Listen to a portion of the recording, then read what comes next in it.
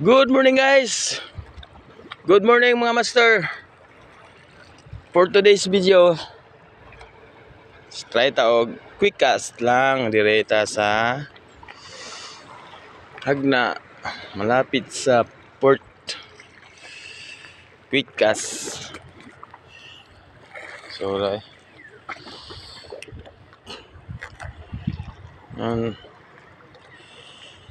quick cast mga master.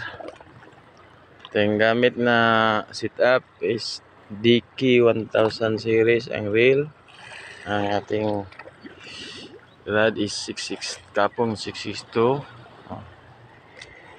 Yan.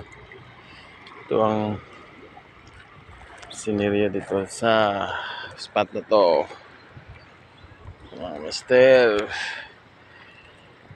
Shout out sa master anglers and bowl anglers. Shout out.